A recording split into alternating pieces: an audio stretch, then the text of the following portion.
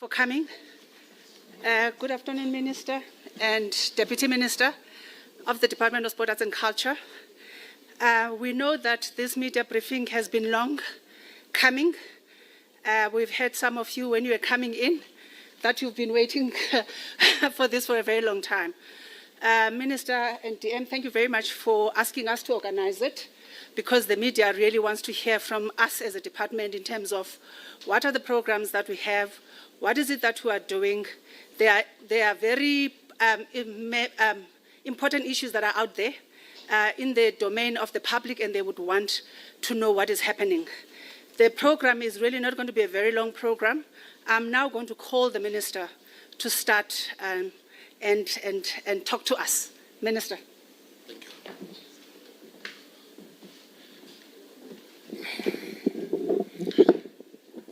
Thank you very much, Zimas. Let me greet the Honorable Deputy Minister, Peace Mabe. I always say, I do all the fun stuff, and she does all the hard work. Members of the media, good afternoon. Members of the media, fellow South Africans, colleagues and friends. Let me start with an issue that has dominated headlines over the past few weeks, the so-called yellow card blunder that threatened to derail Bafana Bafana's World Cup qualification campaign. When I heard that our national team has been docked 3 points, I requested the full report from SAFA following our successful World Cup qualification. Just because we survived the scare, many wanted us to just sweep it under the carpet. They didn't want us to further investigate what happened. I wrote to FIFA, firstly, to apologize for the embarrassment caused and to acknowledge that this was about ensuring accountability and that it would never happen again. South Africans deserve answers. I've given SAFA 7 days to give us answers as South Africa, to make sure this never happens again. SAFA has complied with my ask and has completed its investigation. They provided me with a very comprehensive investigation, and I can report today that we now have full clarity on what happened. The report confirms that this was not an act of negligence or sabotage, but rather a strange and highly unusual set of coincidences. The 2 yellow cards issued to Teboho Mokoena came 16 months apart, an almost unheard of gap.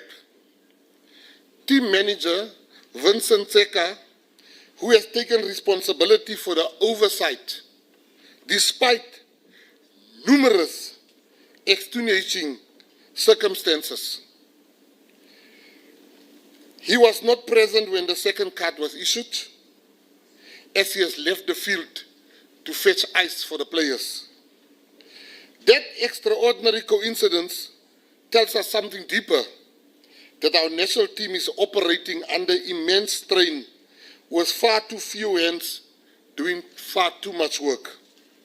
Despite the tremendous progress on the field and positive results, Bafana Bafana are still under-resourced. That's the uncomfortable truth. I commend SAFA for being transparent, and I agree that now is not a time to make a martyr or a scapegoat out of anyone, including Mr. Tseka, who works hard and loves this team. He deserves our support, and I'm fairly confident that we will not see a repeat of this strange blunder. All that we must now do is to unite behind our team, who have now gone 24 games unbeaten. Let us give Bafana Bafana our full support, the players, the coaches, and yes, the officials. Mistakes happen, and a mistake happened in this case. with many circumstances, and I can tell you there was consequence management. Warnings, final written warnings has been given, lessons have been learned, and I'm asking the South African soccer-loving public that we must move forward, and we must move forward stronger. In that spirit, I want to make one point clear. I understand what is FIFA stance on interfering. Many thought we are interfering. We never, asking questions is not interfering. We know what we are doing as a government. Hence, we wrote to FIFA, hence we wrote to SAFA, and we said, investigate and report back. And I must tell you, many people will say to me, and I speak very candidly now, you must get rid of Danny. I don't have such powers as a minister. All I have was to say to Danny Jordan, I am the minister now. You'll have my full support, but that support shall end if you don't qualify for the World Cup, if you don't qualify for the African Nations Cup, and if you don't qualify for WAFCON. He shook my hand and he said, thanks for your support, and I even think if I don't do that, I think I will step back. Ladies and gentlemen, he has done that. He has done that, and for that I am grateful. I also want our players, our soccer players, compared to other sporting codes, our players don't enjoy the same type of rewards that other codes get, particularly women's sport, as the DM is fighting tirelessly for women's sport in this country. So in the spirit of us moving on, we've qualified for the World Cup, we are going to America, we want to ignite that spirit in our players. Because we know to prepare for the African Nations Cup is difficult. There's no sponsors. Sometimes salaries come late. So in that spirit, myself and Deputy Minister Peace Mabe would like to announce that in recognition of the incredible success we have seen under the revitalized Hugo Bruce and Helman Mkelele, we will be transferring 5 million to Bafana Bafana players to support the Bafana Bafana squad and in preparation. So 5 million will be going to the players in preparation for the African Nations Cup, in preparation for the World Cup. Since we also recognize that other teams have also made us extremely proud in recent months, we will be making support payments to the players, and this I must give all honor to the Deputy Minister. When she heard Bafana Bafana is getting money, she said, over my dead body if Banyana gets nothing. So I don't want to take the honor for that. Banyana will get 1 million rand, the players of Banyana. The national under-20 football team, Amajita, will get 1 million.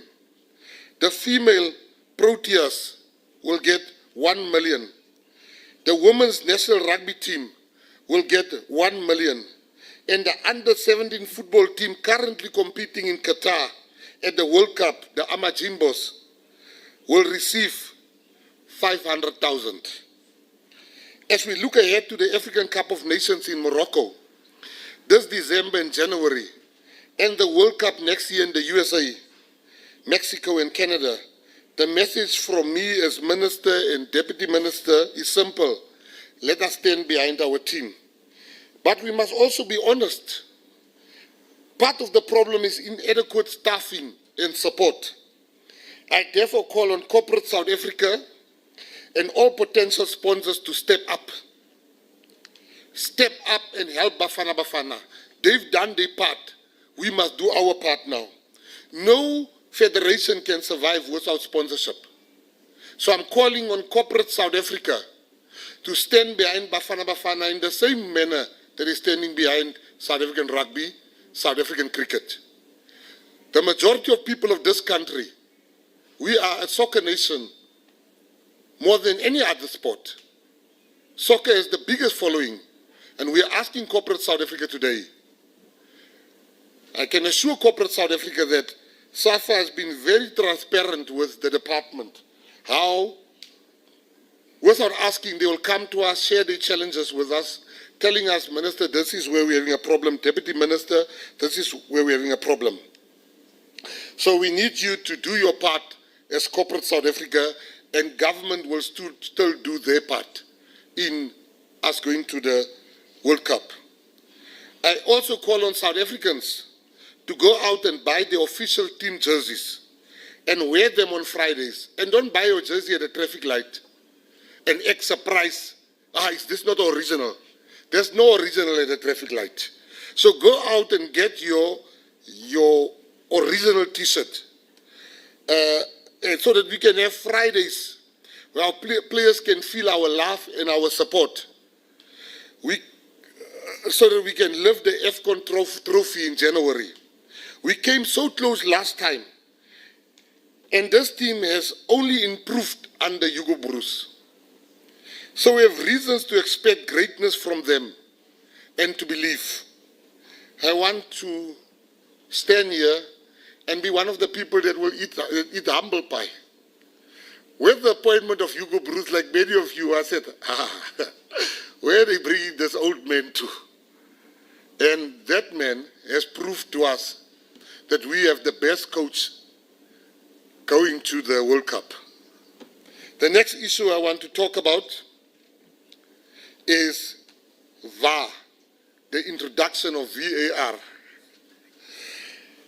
In that same spirit of progress and professionalism, I also want to update South Africans on another important development, the rollout of video assistant referee technology, VAR, in South African football.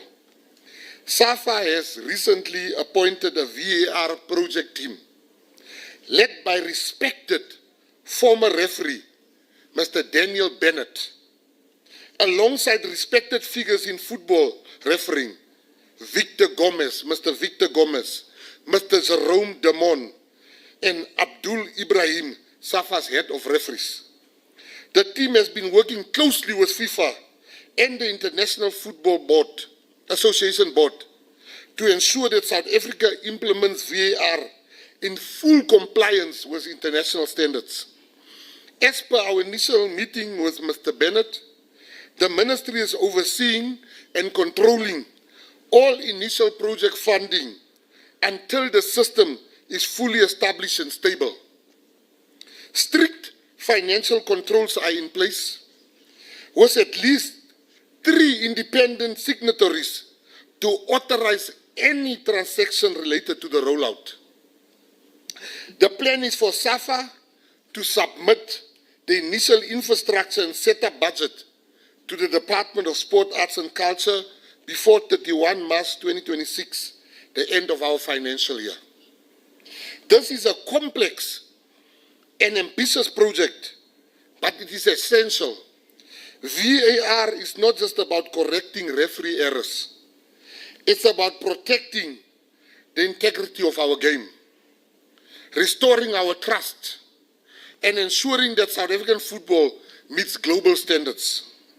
We are proud to be working hand in hand with SAFA, FIFA, and CAF, and bring VAR to our leagues and to set a benchmark for the rest of Africa. Treasury has approved initial spend of more than 20 million in this financial year.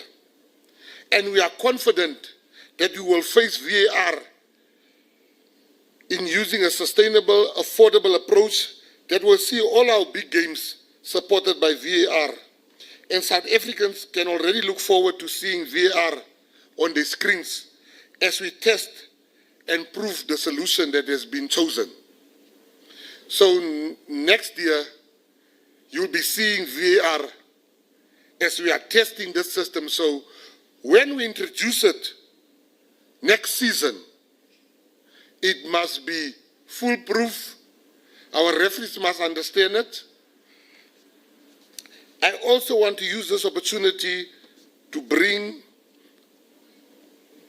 as they say, respect, admiration to the President of CAF, President Patrice Motsepe.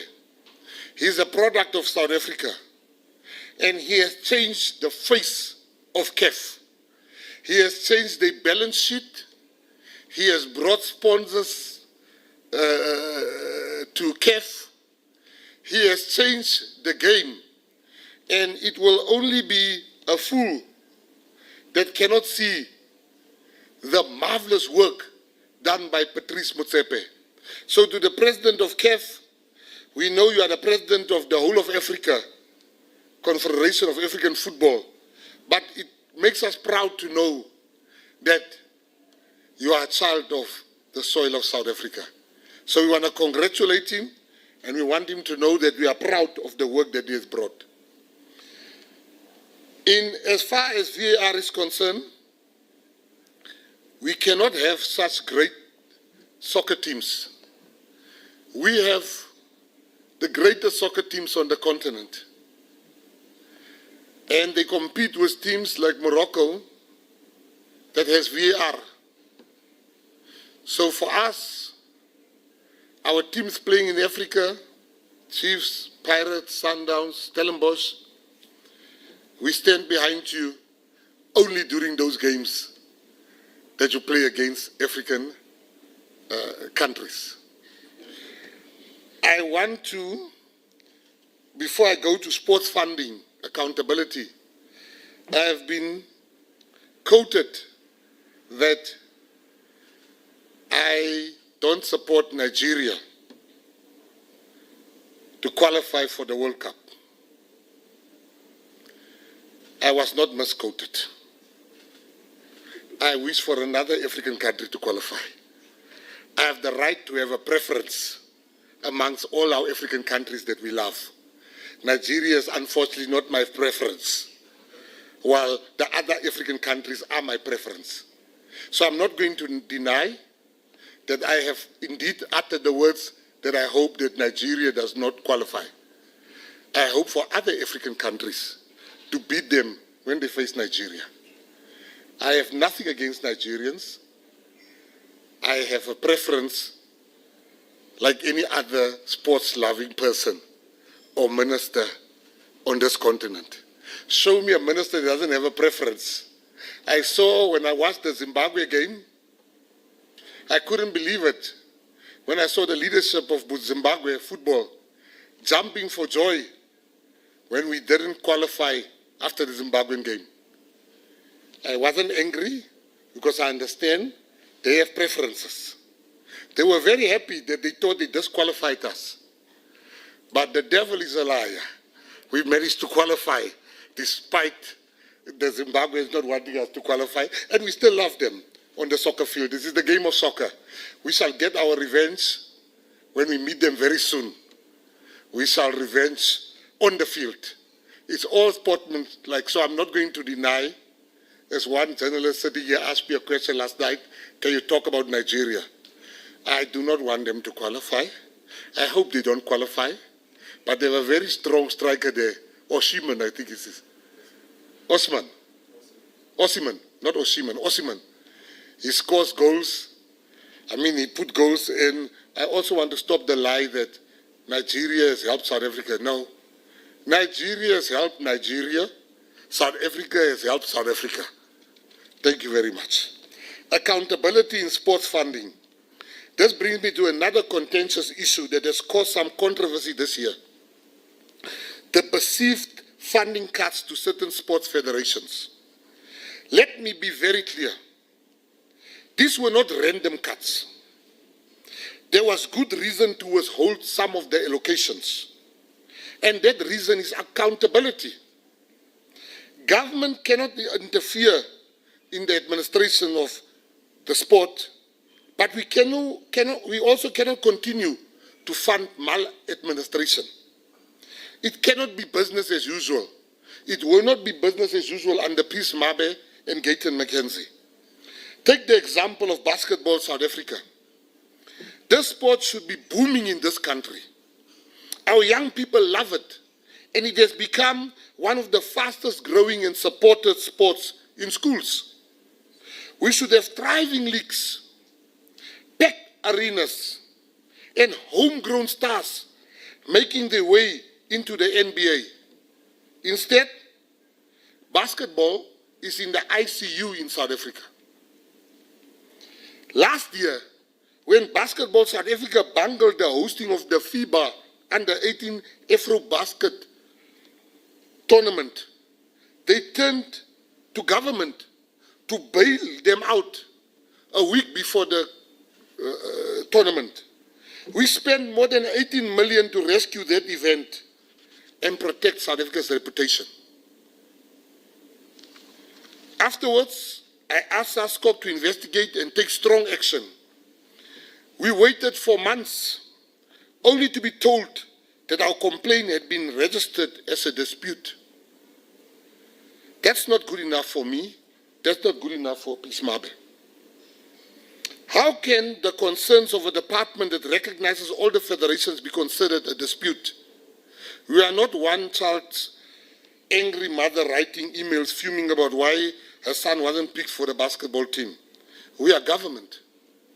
When the department eventually made the decision to withdraw the recognition of Basketball South Africa as a federation, SASCOC simply carried on working with the same federation and its leadership, as if nothing has happened, and despite the implication that an unrecognized federation would not be able to send athletes to compete in international events. This is unacceptable. How can we be expected to believe that sports administration is healthy in this country when you can have situations like that? So when people ask why we are tightening funding and demanding accountability, this is why. How can we talk about healthy sports governance when such things are allowed to happen? But I also want to be fair. We are not walking away from our federations. Quite the opposite. We've been meeting one-on-one with the presidents and executives of all federations, a process that is ongoing and has been enormously constructive. In fact, in many cases, those meetings have led to increased funding after successfully engaging with us, like netball, athletics, cycling, karate, motorsport, mountain club, paddle sport, rowing, sailing, surfing, deaf sport, Q sport, badminton, transport sport, and roller sport have already received their funding, while more are being processed. That's because we are an involved and caring ministry, and we see commitment, good governance, and results. We reward it. We are also giving more attention to smaller, neglected sporting codes that have been overlooked for too long. We are stopping the unacceptable era of athletes having to sell horse rolls to raise money. Parents have to take loans to take their children. But we have super fans that travel to tournaments. Those days are over. The ministry is serious about fairness, transparency, and impact. Change is never easy, but it is necessary. And even SASCOC cannot say we've abandoned them. We funded Team South Africa participation in the AUSC Region 5 Games, and we are now, this week, providing another additional 9 million rand for participation in the 4th Africa Youth Games in Angola. Team South Africa won 106 medals at the last African Games. I know the current crop of athletes participating again this year will once again make South Africa proud. I want to come back and say, corporates must assist. I want to single out 3 corporates.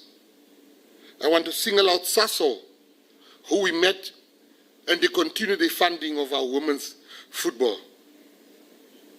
I want to single out Honor, who myself and the Deputy Minister met, and today they are supporting our football. Betway Cares. These are companies that have taken the step. We are asking more companies to come in and support and have this type of collaboration.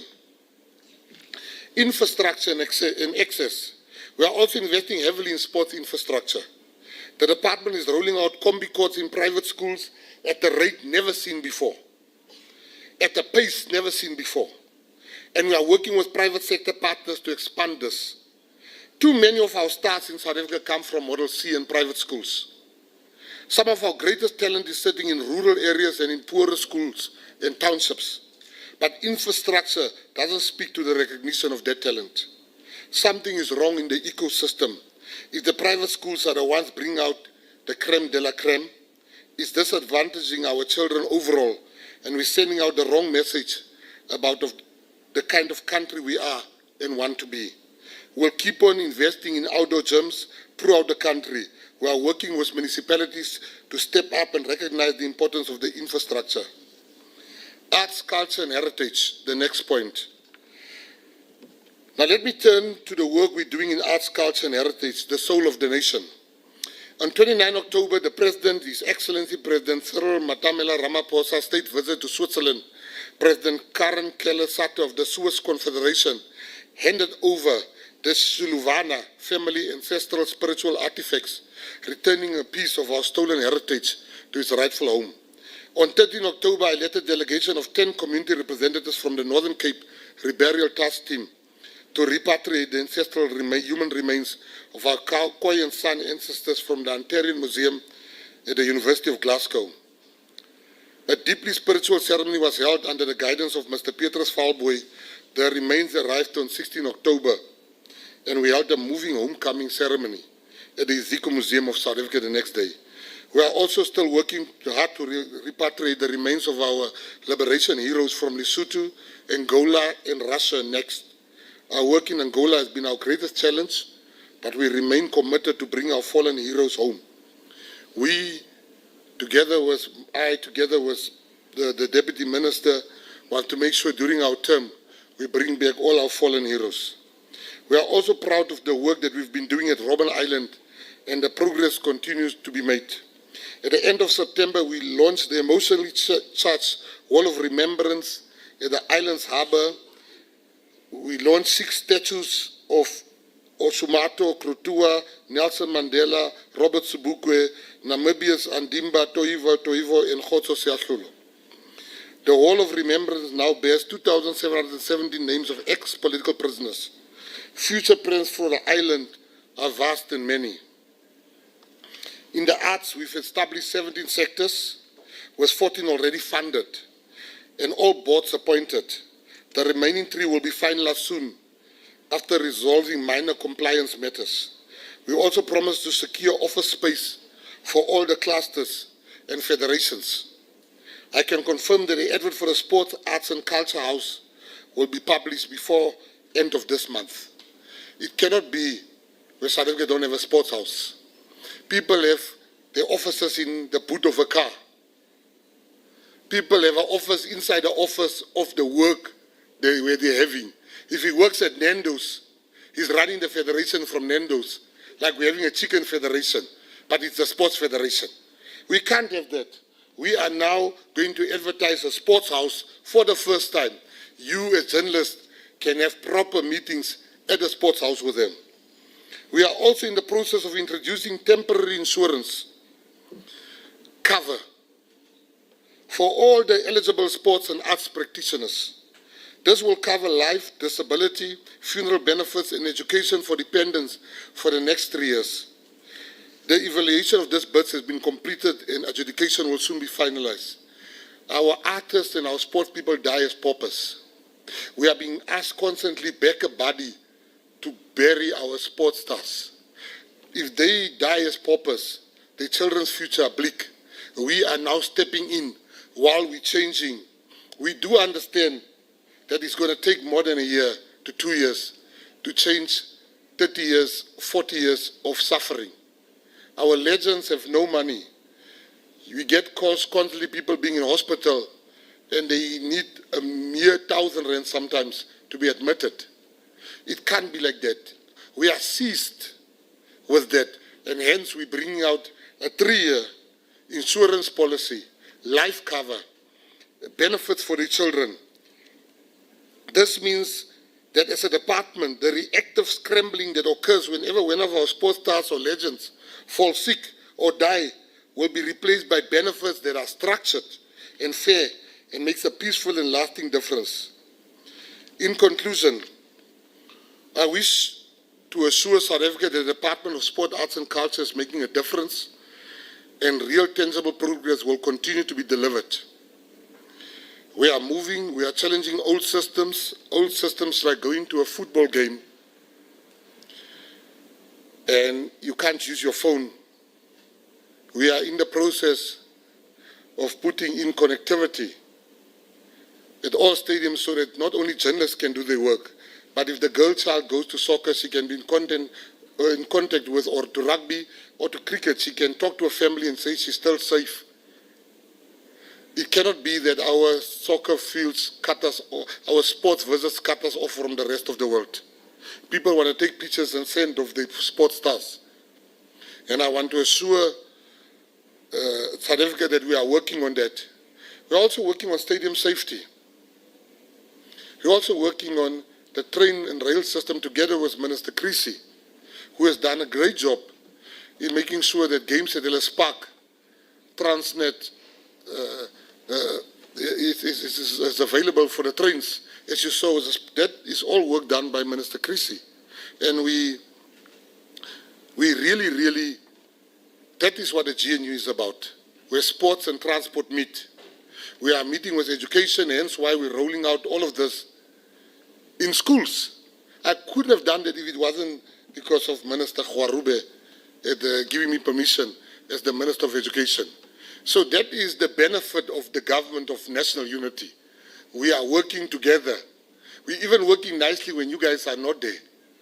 But sometimes when some of us see the cameras, you behave in a way that is, we get surprised sometimes, like, you know, I always say, I always share the story, DM. When I went to Japan, you know, as you all know, the DA and the PA, the party I belong to, we're fighting like cats and dogs. And I went to Japan, just when we formed the GNU. And DP, His Excellency Paul Mashatile, asked me, because Minister Gayton McKenzie couldn't make it, I said, maybe I can speak a little bit about mining, because I've got vast knowledge when it comes to mining. He said, yeah, you will answer the mining questions. I said, thank you, Honorable. I got sick like a dog. I had flu. I went to the chemist. The gentleman, the chemist, doesn't understand Afrikaans or sign language. Not the sign language, street sign language. I tried to show him.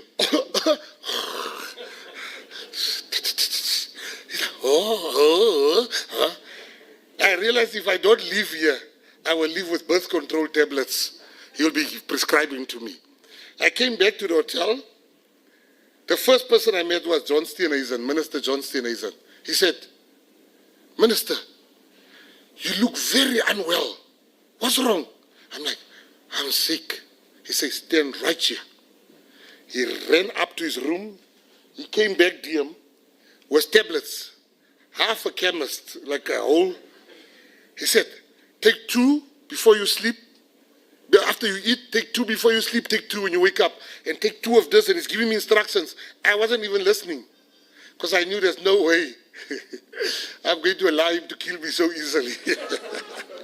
So, as he was speaking, I didn't pay attention. I get to the room. I'm like, there's no way I'm drinking these things. So I jump in bed. I cannot sleep. I realize my head is throbbing with pain. So I said, I took a picture of the tablets. I sent home. I said, baby, if I don't wake up tomorrow morning, at 8:10, John Steenhuisen gave me this tablets. They must look at the hotel camera.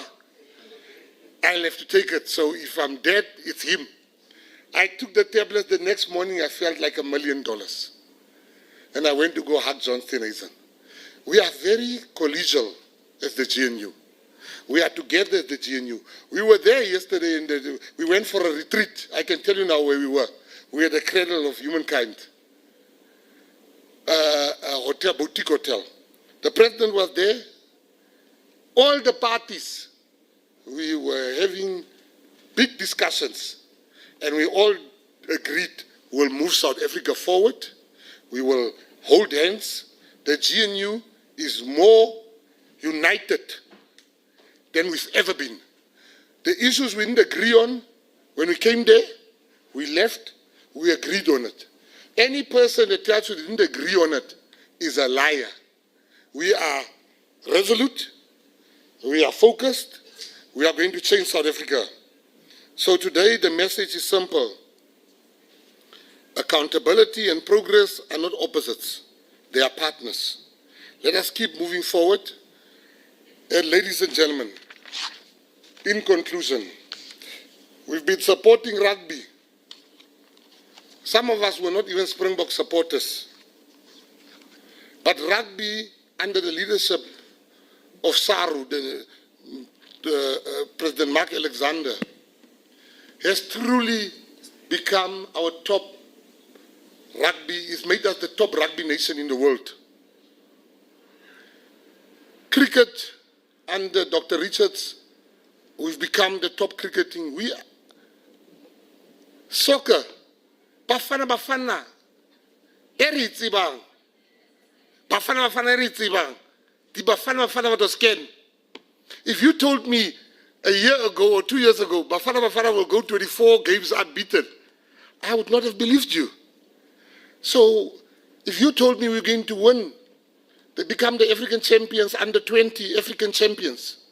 If you told me that we're going to qualify for WAFCON, if you told me we're going to qualify for the World Cup, despite having points deducted, if you tell me we're going to qualify for the African Cup of Nations, I would have thought you smoked something. Or you've taken lots of those tablets that John Steenhuisen gave me. But we are a sporting nation. White people always loved rugby. And Xhosa people in the Eastern Cape always love rugby. Colored people in the Western Cape always like rugby. But white people was always in the forefront of rugby management in this country. But when Nelson Mandela said we must be one, rugby united us. And black people put the weight behind rugby. We want to see white people also with the Bafana t-shirts, as we have seen black people with the t-shirts of the Springboks. This is not fake unity. With sport, you can't be fake. You can't be fake with sport. So, thank you very much. I want to thank SAFA. They have done everything I've asked of them to do. I asked transparency. SAFA has been very transparent. And the CEO, Lydia, and Danny Jordan, they've been, whether you like them or not, I understand some of you can't get over what happened in the past. But I can tell you as the minister, great strides has been made. And we must admit that. Rugby before 2016 was also in the dustbin. But look at the rugby today. Look at our football today. We are a proud football nation. So let us support. And to the soccer lovers, I want to say, please go to the games. We can't have empty stadiums. We are a soccer nation. Thank you very much. You can ask any question. No question is offline. The DM and myself will answer any question that you have. We want to be transparent because that's what we expect from the federations. I also want to thank Bidvest that has been doing a lot for SASCOC. And SASCOC has been transparent in how they use the money. Thank you very much. Thank you very much, Minister. Good governance, transparency, and accountability. That's what Minister is talking about. And now we're coming to the best part that we love as journalists, which is question time. So this is how we're going to do it. We're going to take one question per journalist per time. It doesn't mean that you're only going to ask one question. We're just trying to manage that you get the answer to the question that you've asked. Minister and DM are here to answer your questions. Then after the session, we will then have one-on-one interviews if there's a need for that. So when you have your hand up, you tell us the media house you're coming from, your name and the media house, you ask the question. So if you have two questions, tell me that you've got two questions, but we'll take one question at a time, and then Minister or DM will answer, and then we'll go to the next question. Is that okay, colleagues? Are we clear? Now it's the time that we love. time for questions. Any hands? Yes, sir. Yes. Minister McKenzie, it's Christian from Netwerk 24. The question I want to ask Minister, it is around the issue of financing for the Voortrekker Monument. Why is there no more financing for the Voortrekker Monument as well as Afrikaans festivals, established festivals? Yes, that is my question. Thank you. Thank you very much. Do you want me to answer in Afrikaans? You can, yes, Minister. All right. Die Voortrekker Monument is een van onze beste, nie alleenlik toeriste aantreklikhede nie, maar is ook 'n goed versorgde museum en monument. Ons het ongelukkig baie monumente en museums in hierdie land met akute versorging wat benodig is. En ons glo dat ons die monumente wat gebroken is, wat verspreid lê, wat in nie werkende toestand is, glo ons dat ons dit moet bring tot op werkende toestand. Ons is baie trots op die op die taalmonument. Ons is baie trots oor Afrikaanse taal. Dis my eerste taal. Afrikaans geluk is hulle 100-jarigste verjaarsdagviering. Ons gaan nou Afrikaanse 100ste verjaarsdag vier in Namakwaland in die Noordkap. So jou tweede vraag, dit is 'n blaatante leen. As ek vir Saskok vra om vir ons te sê wat het hulle doen met die geld, en Saskok het vir ons gesê, hoekom kan ek nie vra van die verskillende vieringe, festivals? Hulle sit daar en hulle het ander borge, maar daar's mense in Mount Frere, in Langa, in Guguletu, in Mitchells Plain, wat die borge het nie. So, ons kyk maar nou eers wie benodig dit die meeste. Ons het nie vir hulle geld gegee nie, maar die ding het aangegaan. Maar as ander mense wat in ICU is, ons moet vir hulle wakker maak. So dit is geen die indruk, die wanindruk wat hulle wil skep, is dat ek is nou teen Afrikaans. Hoe kan ek teen Afrikaans is en ek praat Afrikaans? Ek het my matriek geskryf in Afrikaans en is dit klomp malligheid.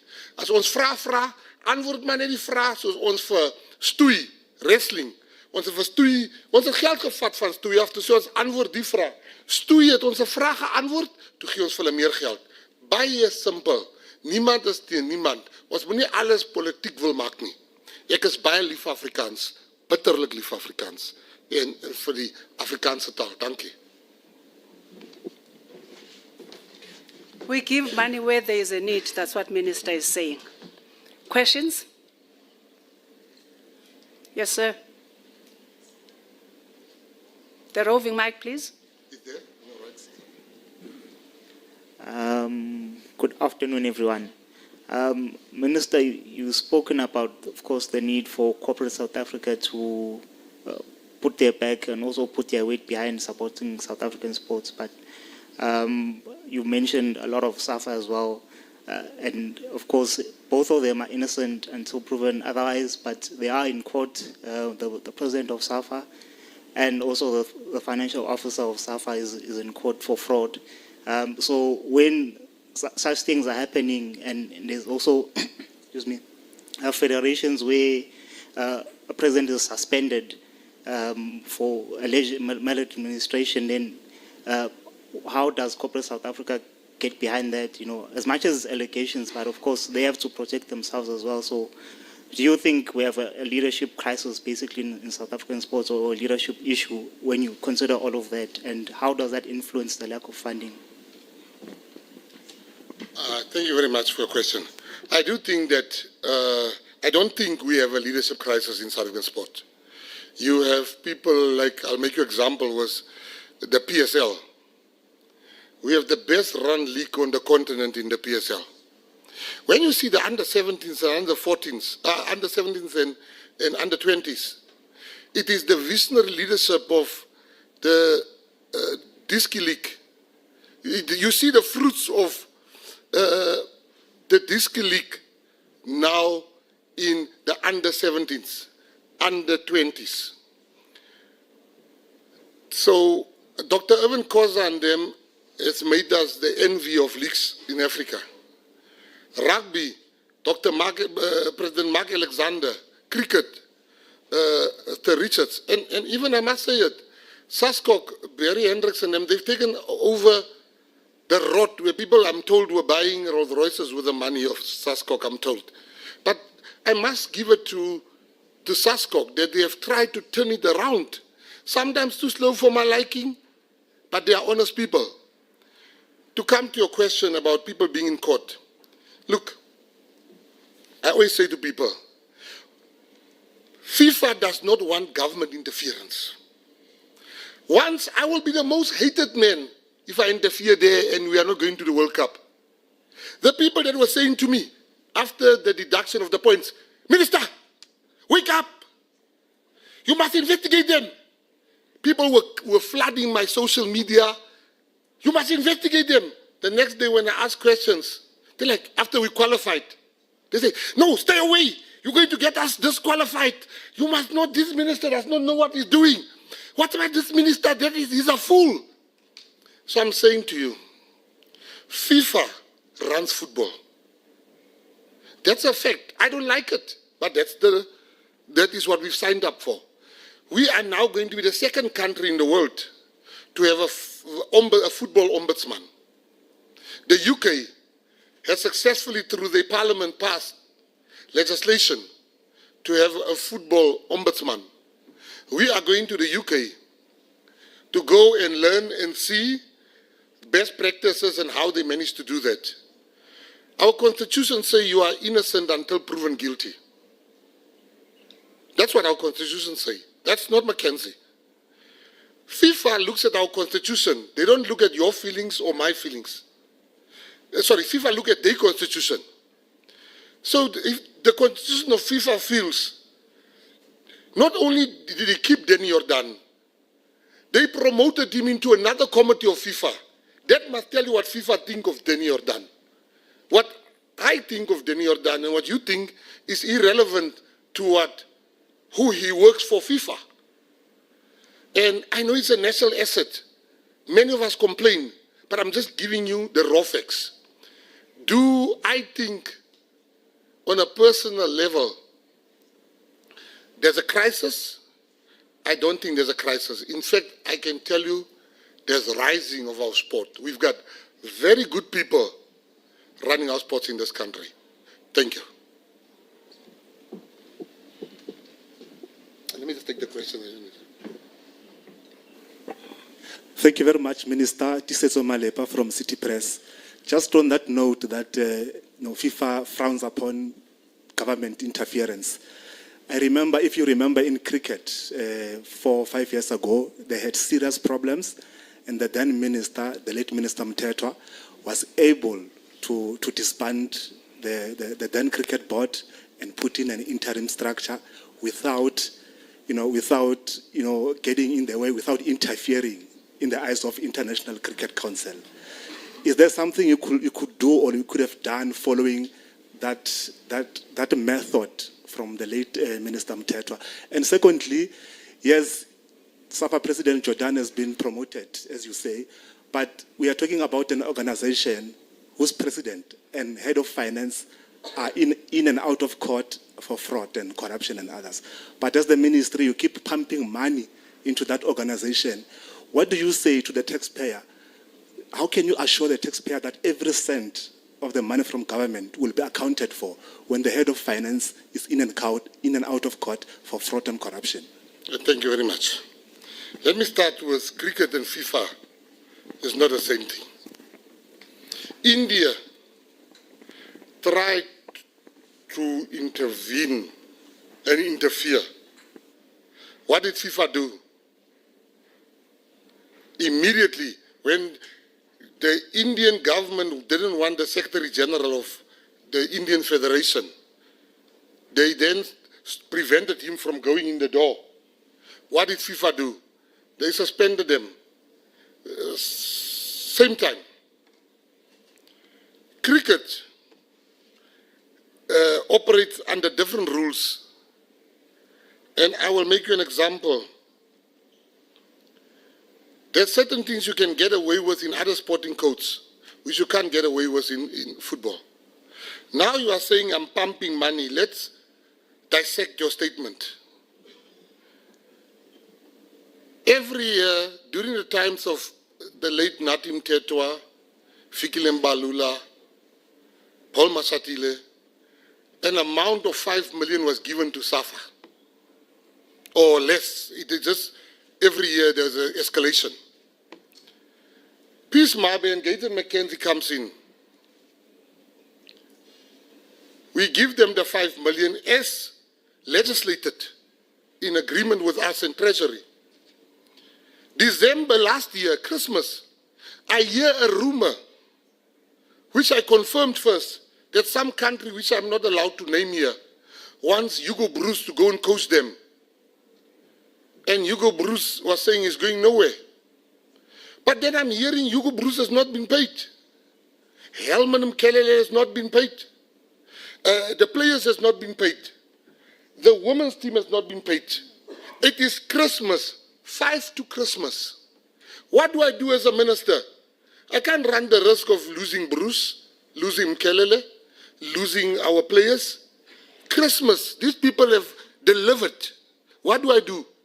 I say, I'm giving you an advance to pay the salaries before Christmas of the players. They paid the salaries. Everybody was happy. We lost nobody. So I didn't pump taxpayers' money without cause. In fact, everybody was paid. Lydia, the CEO, then sent me the proof. They've paid the players. This time, this is the first time we're giving them money. They never asked for the money. I know how they struggle, how some of these players are struggling. To prepare for a World Cup, you leave your children behind, you leave your family behind, you represent us. There's no sense of this government that SAFA will embezzle. If you can show me as a journalist, here they've embezzled the money, trust me, I will then stop giving them money. So to tell you, the reason why there's a football ombudsman for the first time in the world in the UK, it's for this type of problems. I've met with the UK minister that spearheaded Honourable Peacock. I sat down with her for 2 hours to get an understanding, how did you do that? I realized that it needs a broader audience. I intend now to bring the broader audience for us to do that. I can assure you that SAFA has turned a corner as far as I'm concerned. Look at the results on the field. Off field, it's the business of FIFA. I would love to get in there, but I can't. You are the one that's going to write the headline. We are being suspended because of McKenzie. Thank you very much.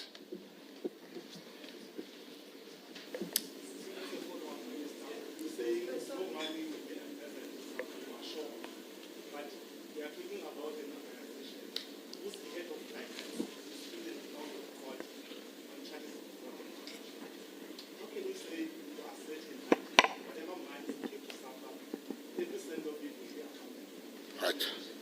I said 3 things to you. You quote only one. I said to you, the 3 things I said to you was, 1, Lydia, the CEO, has accounted for the first money we've given to them. The second thing I said to you, I said, there's no money that will be embezzled by us, but by FIFA, that we give them. And the third thing I said to you, that if you find any, let me know.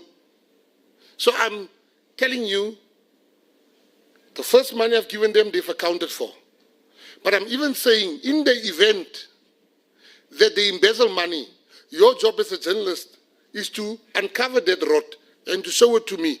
And my job as the minister will then be to take action and show FIFA. FIFA, we gave them money, they embezzled the money. That is what I'm saying. I'm not saying they will not under no circumstances, but if they do, and you tell me, it will be on me to take action. Thank you. Minister, Velila here from SABC. Yes. Minister, just on this matter, you serve in different structures in the SADC region and also at continental level, where you are a committee of sports ministers. And the issue of interference and also FIFA, I think has also impacted other countries stronger on the continent because they invest more money into football. Is it a systematic issue that you feel that as ministers of sport on the continent, you need to delve deeper into it because taxpayers' money is being thrown into this sporting code and there's lack of accountability? And I'm saying this question, I'm asking this question because I know that we operate differently here at home. The biggest federations in terms of their funding is coming from their sponsors. But when I look at what is happening now at ASA and the speed in which SASCOC has acted with, but it cannot be done in other bigger sporting codes, including football, it tells you that there's a big systematic issue of them and others that cannot be controlled in the same way. Thank you very much. Well, let me first congratulate you and just thank you because of how you've explained the FIFA interference issue to the South African public. I read your piece on if there was interference. And the way that you explained it, I think for me that was just excellent journalism. So I want to thank you for that. When you go to these meetings of the ministers, I can tell you now, football controls this continent. What we put in our football is a pittance compared to what much poorer countries are putting in. These people put in everything. Some countries, they even call the players privately, the presidents. Why did you lose? President Ramaphosa, I sat with him yesterday, when the cricket, the ladies, did not win. After the department went to go support them.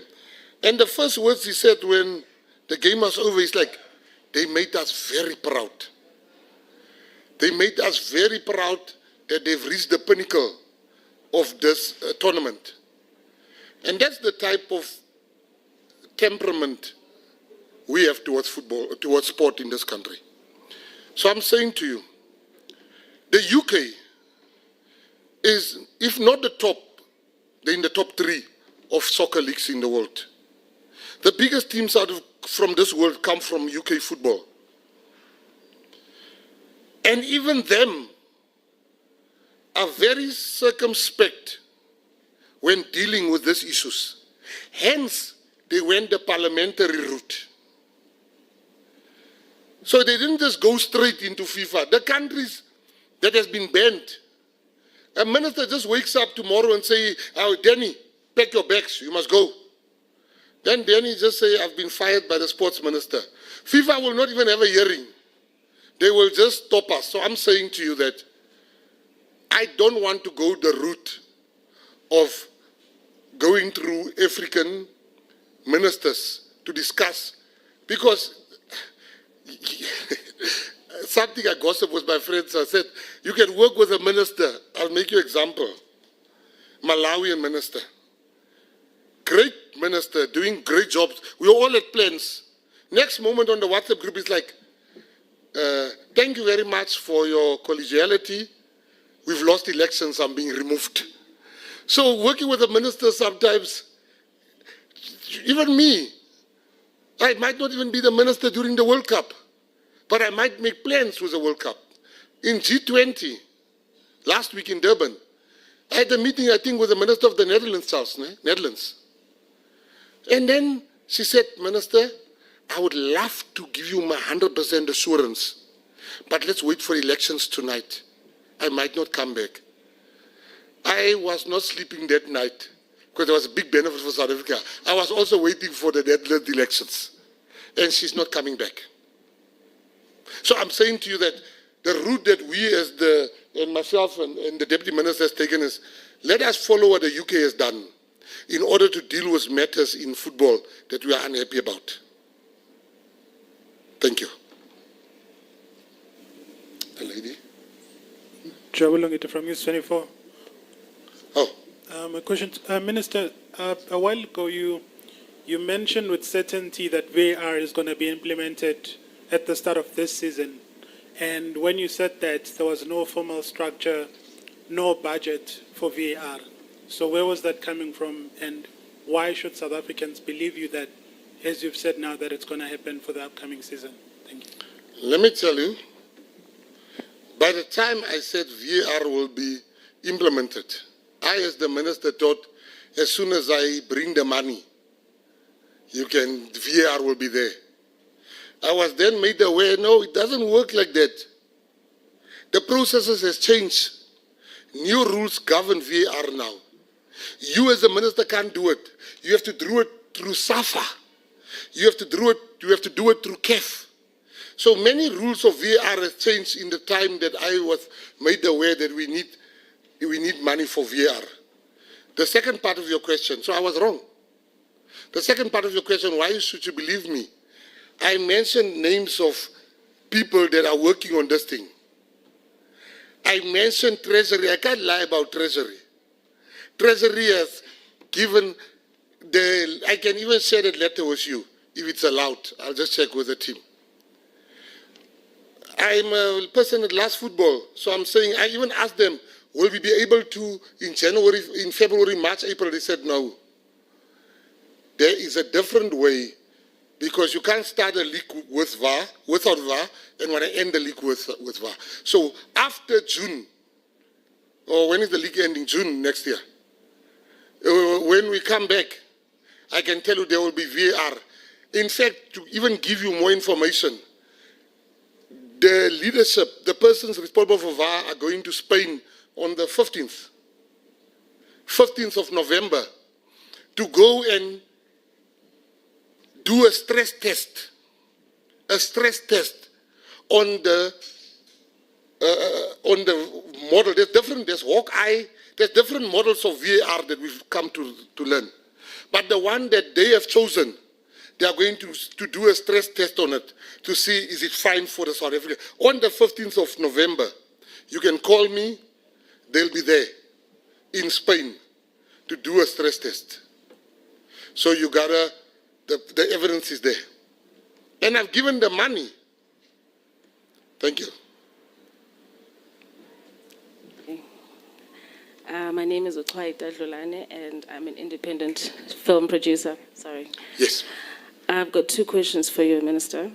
The first question is, are there any plans to incorporate African indigenous games into the bigger conversations of sports?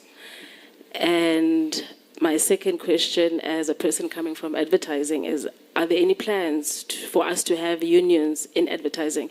I'm not talking specifically about actors and that kind of media, but specifically advertising, as we do not have. And sometimes some of our contracts do state that we cannot have unions. So are there any plans to rewrite some of those contracts? I will answer the union question. They will take the one of the... Yeah. The Deputy Minister will take the one of the indigenous games, because she's always been the one fighting for that, and I'll answer the one of the unions. You know? Okay, thank you very much. Yes, there is a big move in terms of trying to promote and popularize indigenous games. We're currently on a roadshow where we take sports department to the people. And by doing so, we also host different sporting codes, including indigenous games. We've just recently had one big event in Magaliesberg. The other one, I know it was in Cape Town. I was not part of the Cape Town one. And as part of the G20 as well, taking sports, promoting conversations about creatives and sports, we also promote indigenous games, and we are working with schools and federations in doing so.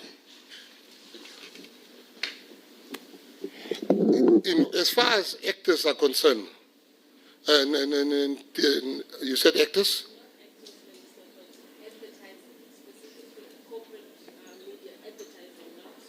Yes. No, well, I'm going to give you the same answer. I want to use actors as an example. There was a film being shot in South Africa, and it stopped because the union in LA told all actors to stop working. And in South Africa, if you speak on behalf of the advertising world, if you speak, you are being targeted. You are being denied work. You are being seen as a problem. So our actors, our people in advertising, our people in filmmaking, you know, there are people that really stands up for them. But when they stand up, the very same people that stand up for justice and for rectification are the ones that get branded, and they operate like a cabal. They talk to each other. Some of these companies don't take Martha, don't take Billy. He's very problematic. He fights for their rights, like our people don't have rights. I want to say to you that there's a big move at a very sensitive stage. From the Copyright Amendment Bill to how we deal with actors, actresses, musicians in this country. And we can't run away from it. Soon we will come out and say, these are the fruits of this discussion. But I want to say to you that I know you're also one of the people that gets targeted because you're standing up. Don't give up. We need people like you to fight for a rightful place of the advertising pie, to fight for the rights of people. You know, a friend of ours, she was in, I don't want to put her on the spot, but she was in an advert in the UK when she was 2 years old. She's still getting royalties. She was a baby in that advert. Here by us, you have Henry Kele. Everybody knows Henry Kele, Shaka Zulu. Shaka Zulu is being shown all over the world. But I don't think the children of Henry Kele is benefiting. And we don't smile about those issues. We are, together with the Deputy Minister, we are correcting those. It is, I understand the impatience of some of the people in the creative sector, particularly with me, because I came in with high hopes. But I understand that no person can change the wrong that has been done to you over all these years within a space of 1 year. But us getting medical insurance, hospital benefits, us getting death benefits is our way of saying, while we fight this lion here, have peace of mind for when you are sick.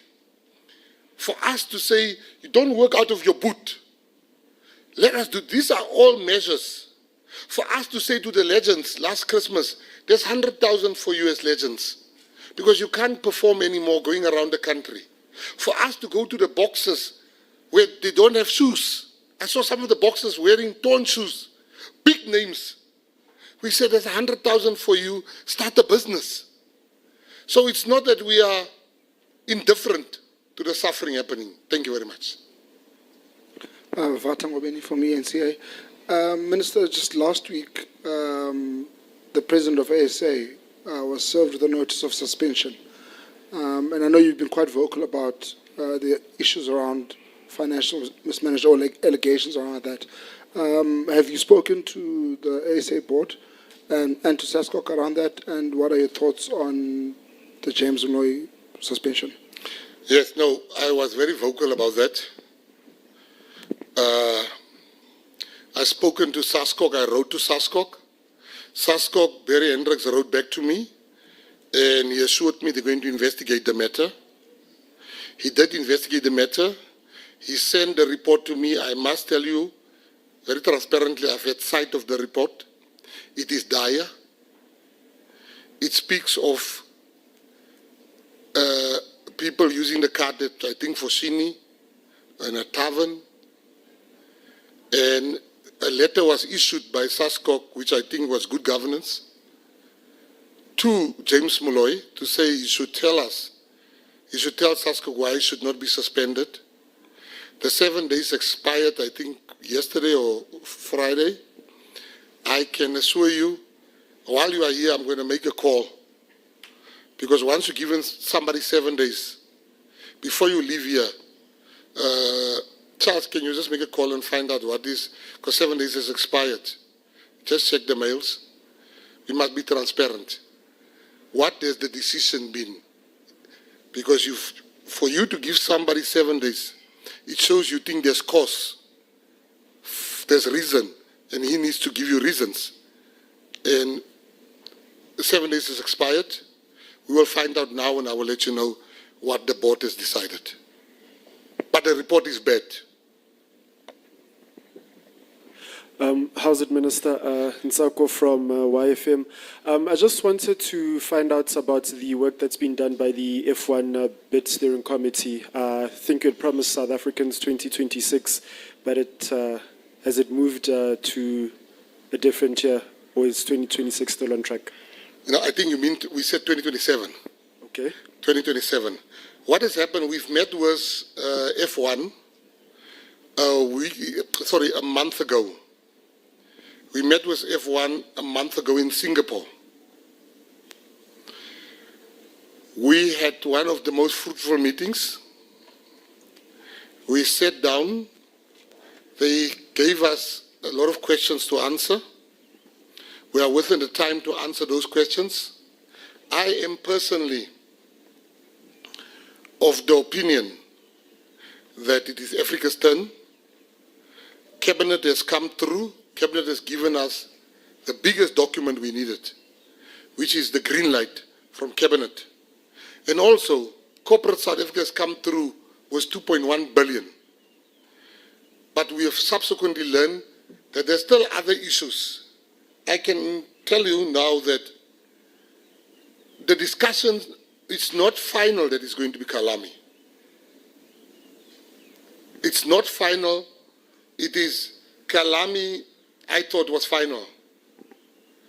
But different cases are being made by other provinces, including Free State has put in and Cape Town has come with a very compelling bid of why it should be in Cape Town.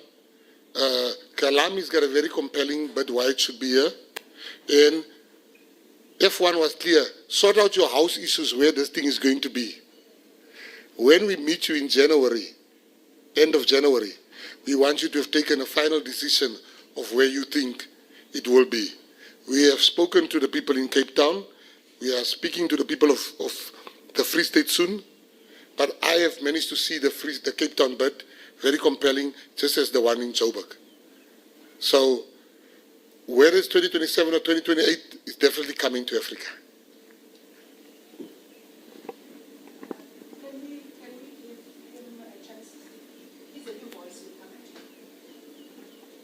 Good afternoon, Minister. It's Ndibo Nechtenje here from I Go Football Institute. So I have two questions based on similar principles on support and monetization. The first question is on, obviously, as an investor in SAFA, or rather taxpayers are the investor. As an investor, I believe that you have to obviously have check and balances and also accountability. I want to find out what kind of support have you given to SAFA just beyond the beyond money that requires them to be profitable as a brand, because obviously we can't keep investing in something that isn't giving return on investment. So what kind of support have you given to grow SAFA, the brand? You mentioned Dr. Patrice Motsepe, who's turned the curve on CAF and made it more profitable. And that's why you see the prize money of CAF and many other sponsors getting involved in that regard. That's the first question. The second question is, we have a number of specialized schools, art schools in South Africa. One of them being Pro Arte Elfin Park in Menlo Park, not far from here. With the rise of sort of the pressure of STEM subjects in schools, what support are you also giving to those specialized schools in giving the children support in terms of how they turn those gifts, those creative gifts, into a profitable business? As you know, that obviously one of the NDP goals is to eliminate poverty and inequality. And those subjects or areas of the creative subjects are seen as ones that are not profitable in terms of making an income. So what kind of support are you giving those students as they transition into varsity and into the real world? Thank you. Right. I will answer you very briefly on the issue of support. If you go through, as you rightly say, the National Development Plan makes mention of alleviating poverty. And all our dealings is guided by that. If you look at the budget that we give out and have given out, and previous ministers, for special schools, for schools of art, it's massive, but it can still improve. You talk about schools that's involved in arts, art schools. The one in Joburg, the biggest one, the National School of Arts, run the risk of closing. And the Deputy Minister and myself, although it doesn't fall under us, we funded it to keep the doors open. They are now in a healthy position where they're self-sustainable. If we didn't intervene, they would have closed their doors and 500 students would have been sent home. Then your issue of checks and balances. I just mentioned the CEO of SAFA, that we have a very good relationship. And we ask questions once we've given money. We've only given them the 5 million in my term and the DM's term, and they've given us what they've done with the money. This money is for player support that we're giving now.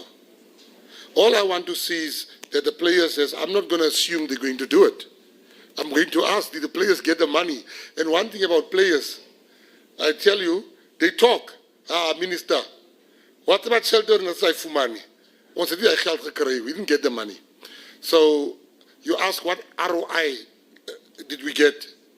As government is not in the business of making profits. When that day when Bafana qualified, you jumped up in the air. You jumped up in the air. I was sweating more than the players that was playing. We were all happy. So we invest in the happy index of the country. Our return on investment is South Africans being happy. You know, when ministers meet with international ministers, once you move to countries like Brazil, England, you speak to those ministers, the conversation always turns to football. Always. And you said there, and they say, Minister, did your team qualify? Now you say, yeah, we qualify. We've got 24 games. That's also a return on investment. South Africa, you know, we've had the best World Cup of all countries. I was having dinner in Brazil with Argentina and I think Russia leadership and in Brazil. And we had a discussion about they had a discussion about which World Cup was the best. And they were talking about Argentina, Russia, and Brazil. Nobody was talking about South Africa. I said, hold up. And I saw the waiter has a soccer jersey on of Brazil. I asked him, do you follow football? He says, yes. He says, big football supporter, I go to all the World Cups.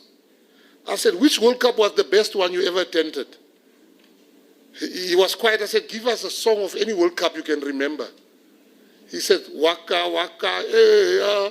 So it shows you that South Africa, we are not only capable of hosting, we bring the vibe to football. We brought the Vuvuzela. They were so jealous they had to cancel our Vuvuzelas because nobody has ever brought that vibe to African football. But I think we should do more when it comes to investing. Particularly, you say one of the schools, I would like to have a chat with you afterwards to understand more about the school. Thank you very much. Thank you very much. Last one from me, Minister. I do hope that you will grant us one-on-one as Sunday publications after this session. So my question, I would like to go back to Athletics South Africa and how SASCOC dealt with the matter. You would be aware of the issues that have engulfed netball.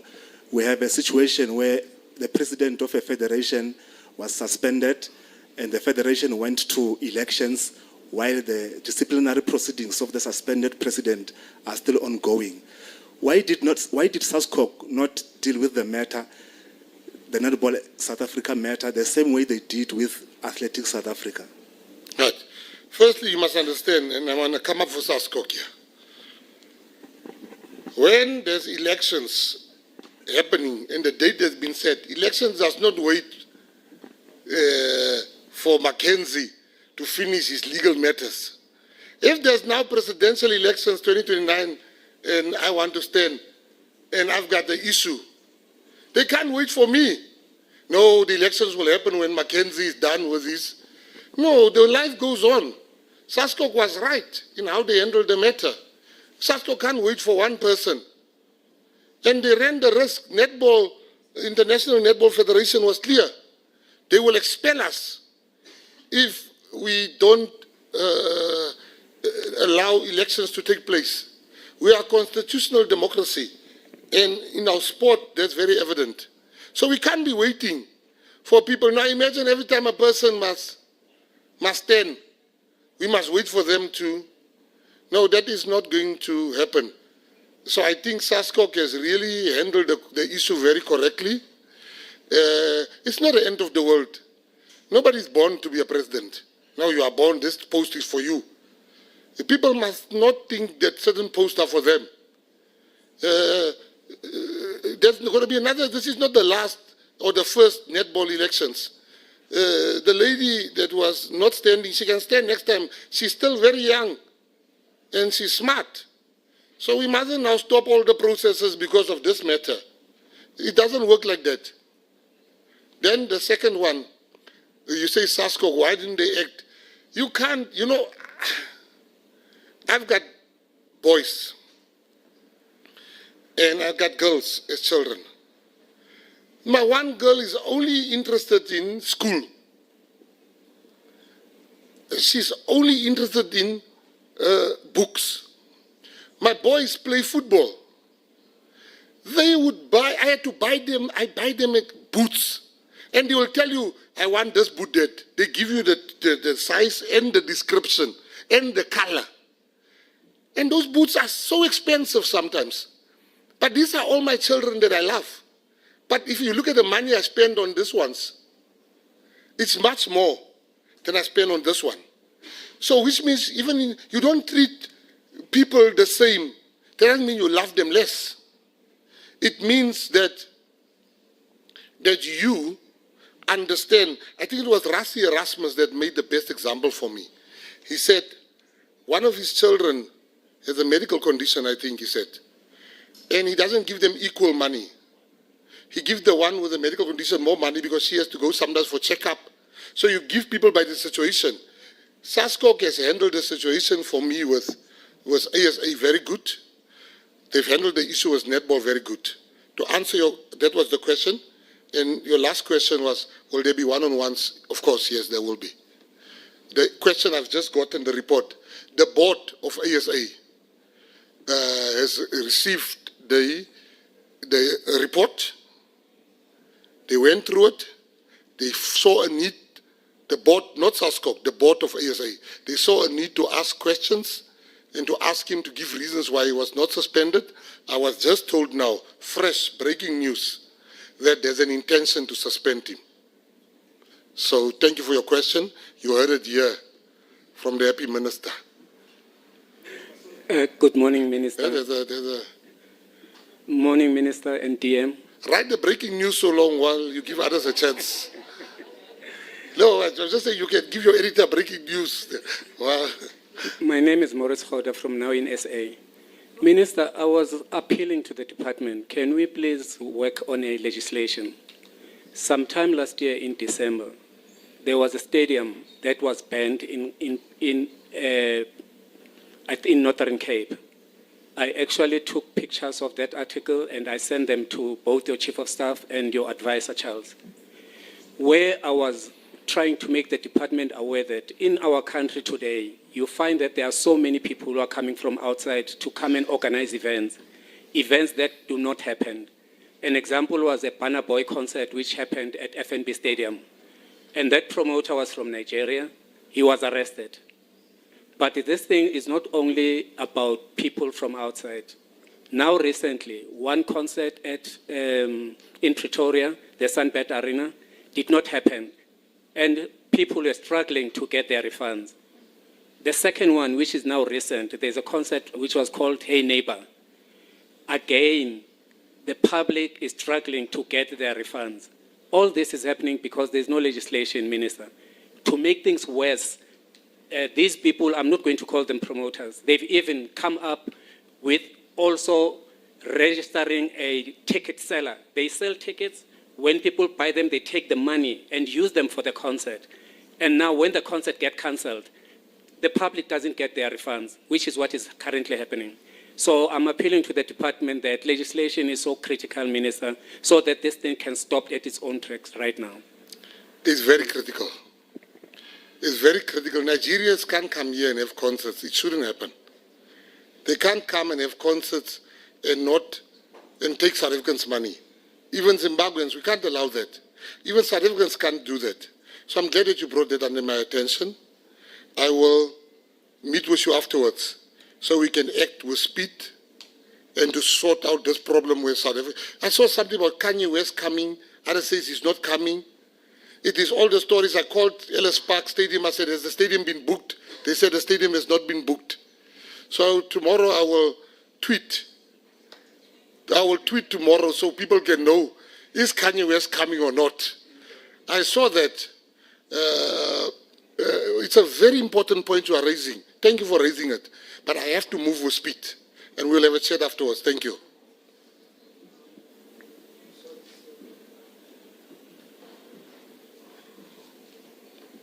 Question for the DM. Yep. Thank you. You've been quite vocal over the professionalization of women's sport, especially football, cricket and rugby. There seems to be no movement from the federations when it comes to that. How far are you in your conversations with them, and how soon are we going to see the professionalization of football, cricket and rugby? Well, I wouldn't say that there is no movement. We can see the light at the end of the tunnel. Just to mention, cricket they are doing their best, followed by rugby, and soccer is still lacking. We had convened a meeting with the three federations, and unfortunately SAFA was out of the country. And we felt that, if others are doing well, why should we call them and punish them? Whereas the targeted ones, the most wanted federation is not available. So it is work in progress. As the 7th Parliament, we've committed that we are going to revive policies that are favorable towards women's sports. And we also do not want to miss an opportunity. And thank you very much for this question, because we feel that each and every platform, each and every opportunity that we get, we need to talk openly about equal payment, equal opportunities, and empowerment and fair treatment of sportsmen, of course, and women. So it's an ongoing struggle, and it is something that I cannot on my own win. I need civil society, I need unions, I need federations to understand, the need for them to treat women equally as they treat the male sports players. So I'm appealing for women organizations to support this fight, and if we are united, definitely we will definitely win this ongoing challenge that we've been facing for the past 31 years of our democracy. It cannot be, and it stops with the 7 administration. Thanks.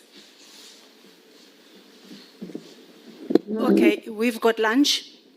Now I'm going to depend on you whether you still want to continue with questions, or we can have lunch whilst you are having one-on-ones with Minister and Deputy Minister.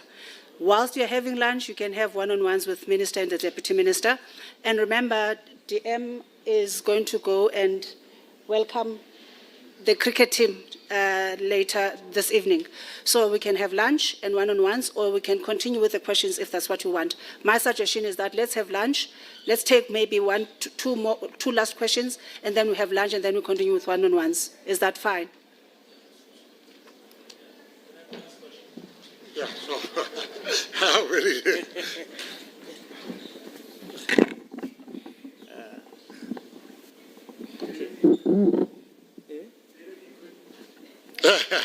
I hope so. Yes. Minister, you fully acknowledging Dr. Petros Motsepe as the CAF president and currently as the only country in Africa that has hosted the World Cup, there's a feeling that we've been relegated to just other countries that cannot afford to bid for football tournaments, especially at CAF level. Morocco are the new headquarters of African football. I don't recall South Africa having hosted anything recently, and at a time when our national teams are doing well. And we try to get to the bottom of this because people were saying Morocco is being favored. But the word coming out is that South Africa is not bidding. Even when there seems to be interest to bid, it looks like South Africa, maybe they are not affording these bids. I mean, how important is to show this support in a tangible way to the current CAF president? Thank you very much. I think that's a very good question. It is true. South Africa has not been hosting nothing. Morocco has been hosting because you don't just host, you apply. With the Government of National Unity, I can tell you this is a cabinet directive, straight from the president, where he said, make South Africa, with my appointment and with the DM's appointment, make South Africa a hive of events again. This is when I was appointed. Minister, I want to host big events. Minister, I want things to happen. So I'm going to tell you, and I think the people can back me out when I say to you that Trevor Scott, Chris Brown, Babyface, there's a line of people coming to South Africa now. It is not just coming because we are making it easy now for them to come. We have so many people coming still next year, the year thereafter. Things are happening. We've got the first country to host Live Golf. You know, people don't understand. We sold 75,000 tickets. It's a record for Live Golf. Live Golf, unlike any other competition, Live Golf, you don't wonder, is Bryson the Sambo if he's going to come? Is Oosthuizen going to come? You know they're coming. 54 of the world's top golfers are descending in Gauteng for the first Live Golf tournament on the African continent. F1, we are in sensitive stages of negotiation. Next year, we have the inauguration Nelson Mandela Football Challenge. Very soon, you will hear the names that are coming to South Africa of international teams coming to play against our big teams in South Africa. We are applying for the Olympics 2036.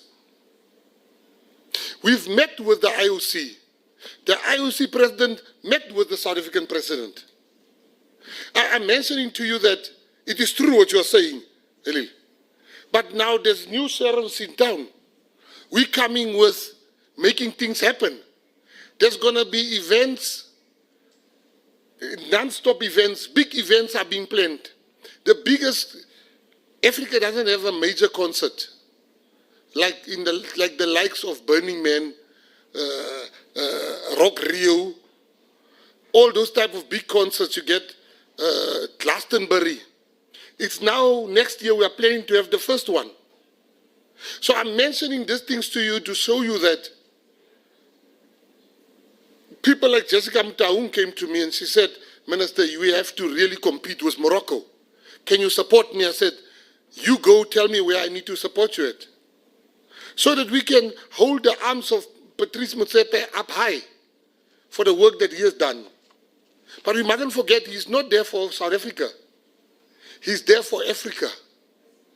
So we're not only doing it for him, we just want to make him proud also. So on that note, thank you very much. Thank you for taking the time to view this as important to come here. And by ending, I just want to say to the women's cricket team, the Deputy Minister is going to meet them at the airport now.